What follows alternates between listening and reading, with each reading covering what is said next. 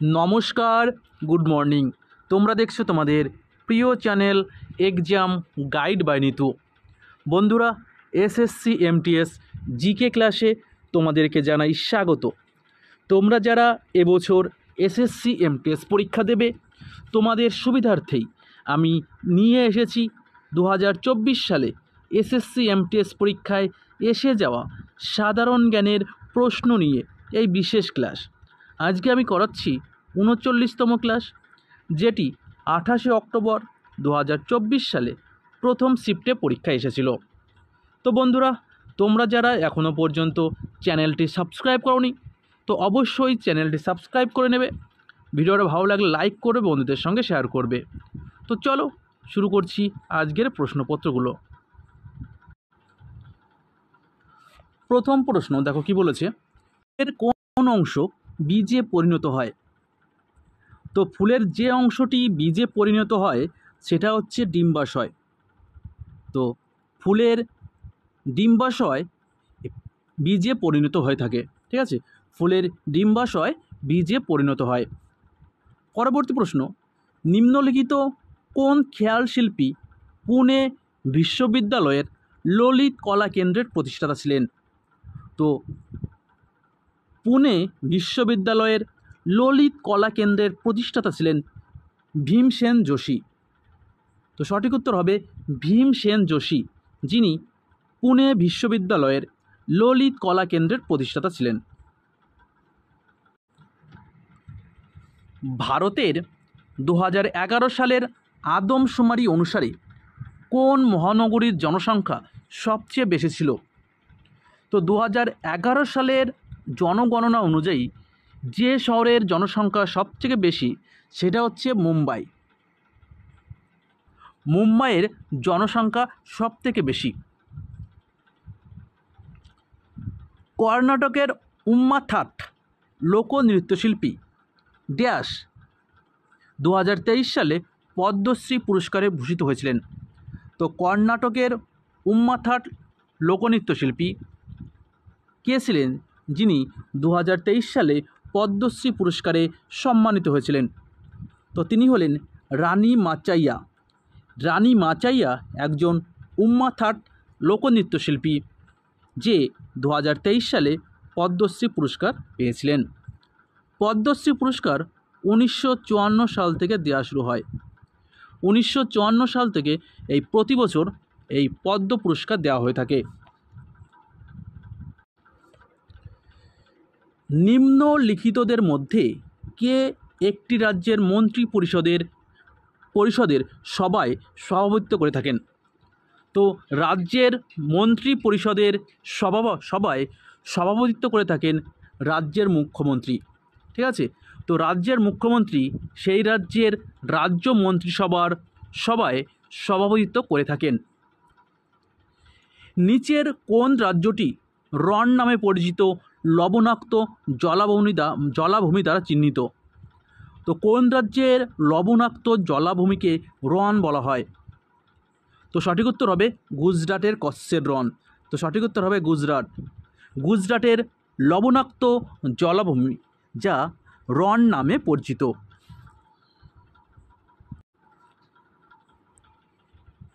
Indica বইটি যা ভ্রমণ এবং অভিজ্ঞতার উপর ভিত্তি করে মৌর্য ভারতের একটি বিশদ বিবরণ, যা ড্যাশ লিখেছিলেন। ইন্ডিকা গ্রন্থটি কে লিখেছিলেন, যে গ্রন্থে ভারতের মৌর্য সাম্রাজ্য সম্পর্কে বিশদ বিবরণ জানা যায়? তো তিনি হলেন মেগাস্তিনিস। মেগাস্তিনিসের ভ্রমণ বৃত্তান্ত কাহিনীমূলক বইটি হচ্ছে ইন্ডিকা। মেগাস্তিনিস যখন ভারতে আসেন তখন মৌর্য বংশের শাসক ছিলেন চন্দ্রগুপ্ত মৌর্য। চন্দ্রগুপ্ত মৌর্য দরবারে মেগাস্তিনিস এসেছিলেন সেলুকাস নিকেটরের দূত হিসাবে, ঠিক আছে? সেলুকাস নিকেটরের দূত হিসাবে এই মেগাস্তিনিস চন্দ্রগুপ্ত মৌর্যের দরবারে এসেছিলেন। ভারতে ভূদান আন্দোলনের প্রতিষ্ঠাতা কে ছিলেন? তো ভারতের ভূদান আন্দোলনের প্রতিষ্ঠাতা ছিলেন বিনোবা ভাবে। আচার্য বিনোবা ভাবে ছিলেন ভারতের ভূদান আন্দোলনের প্রতিষ্ঠাতা।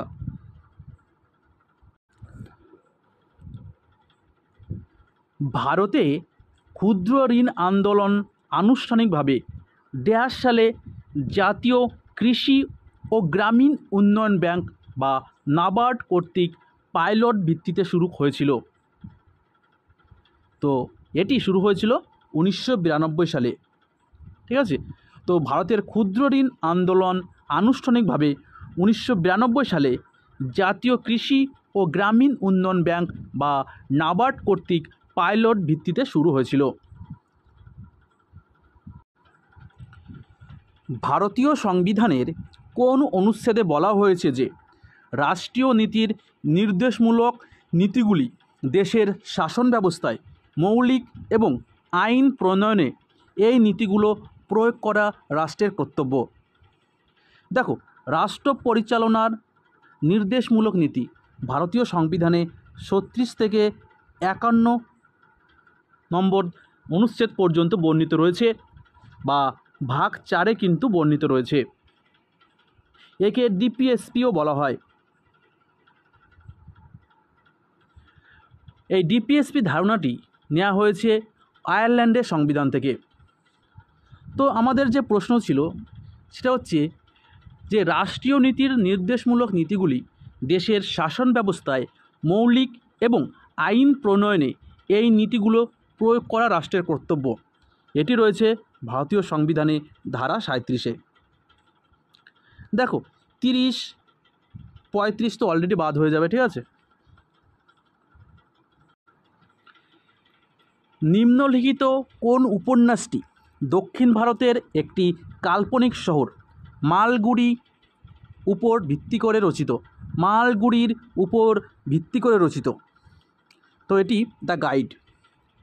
দ্য গাইড এই উপন্যাসটি দক্ষিণ ভারতের একটি কাল্পনিক শহর মালগুড়ির উপর ভিত্তি করে রচিত। পরবর্তী প্রশ্ন, 2024 সালের জুলাই মাসে ছত্তিশগড়ের রাজ্যপাল হিসেবে কে শপথ গ্রহণ করেন? তো ছত্তিশগড়ের বর্তমান রাজ্যপাল হলেন রমেন ডেকা। তো সঠিক উত্তর হবে রমেন ডেকা।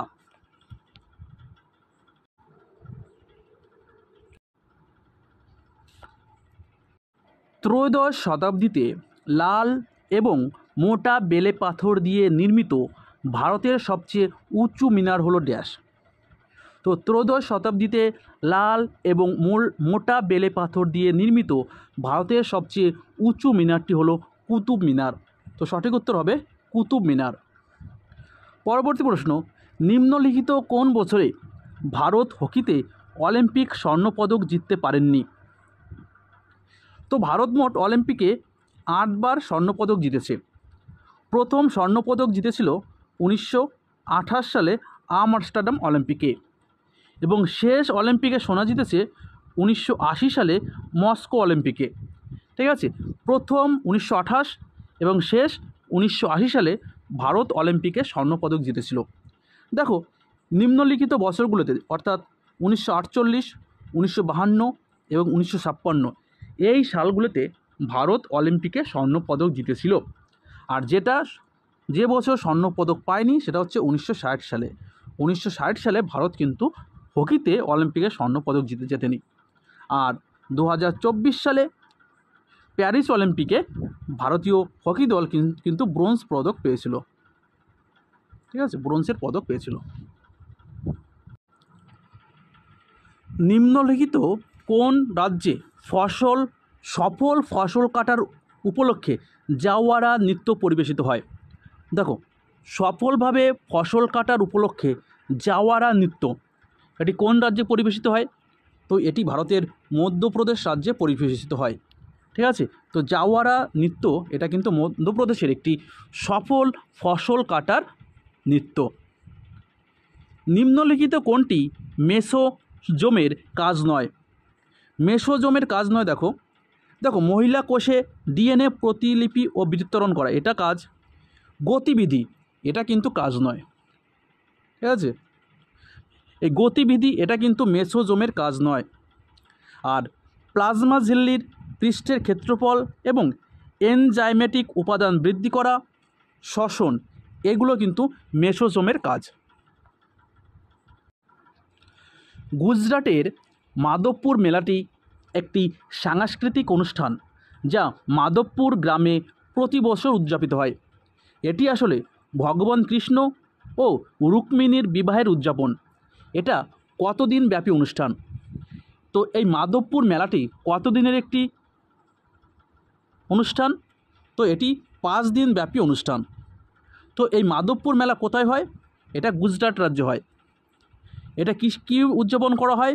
এখানে ভগবান কৃষ্ণ এবং রুক্মিণীর বিবাহ উদযাপন করা হয়।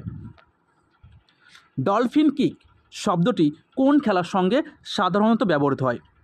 তো ডলফিন কিক এই শব্দটি কিন্তু সাঁতার কাটার সঙ্গে যুক্ত। বিজয়নগর সাম্রাজ্যের শাসক ড্যাশ বিজয়নগরের কাছে নাগালাপুরম নামে একটি শহরতলির শহর প্রতিষ্ঠা করেন। তো নাগালাপুরম এই শহরতলিটি প্রতিষ্ঠা করেন বিজয়নগরের শাসক কৃষ্ণদেব রায়। কৃষ্ণদেব রায় তিনি তুলুব রাজবংশের শাসক ছিলেন। তিনি তার মায়ের নামে এই শহরটির নামকরণ করেছিলেন। জাতীয় বহুমাত্রিক দারিদ্র সূচক 2023 অনুসারে 2019-21 সালের গ্রামীণ ভারতে বহুমাত্রিক দারিদ্র্যের অর্থাৎ মাথাপিছু অনুপাত জনসংখ্যার অনুপাত কত ছিল? তো ভারতের বহুমাত্রিক দারিদ্র্যের জনসংখ্যার অনুপাত ছিল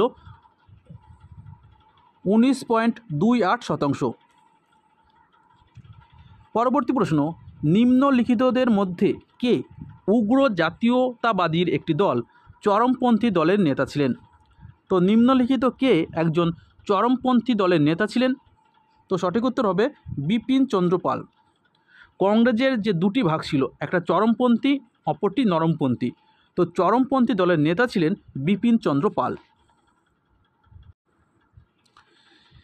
হিমাচল প্রদেশের মানুষ মূলত সেচের জন্য গ্রামগুলিতে হিমবাহ বা বৃষ্টির জলের জন্য নালা তৈরি করে। এই নালাগুলি স্থানীয়ভাবে পরিচিত কি? তো এই নালাগুলি স্থানীয়ভাবে গুল বা কুল নামে পরিচিত। গুল বা কুল নামে পরিচিত।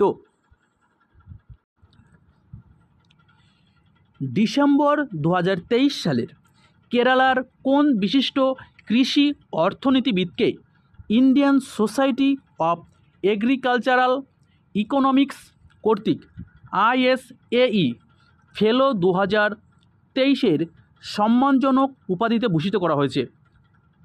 তো তিনি হলেন ডক্টর পি ইন্দিরা দেবী। পরবর্তী প্রশ্ন, নিচের কোনটি জলবিদ্যুৎ কেন্দ্র নয়?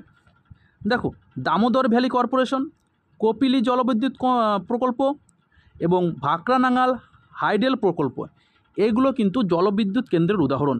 আর যেটা নয় সেটা হচ্ছে সম্বর লেক জলবিদ্যুৎ প্রকল্প। অপশন এ হয়ে যাবে সঠিক উত্তর।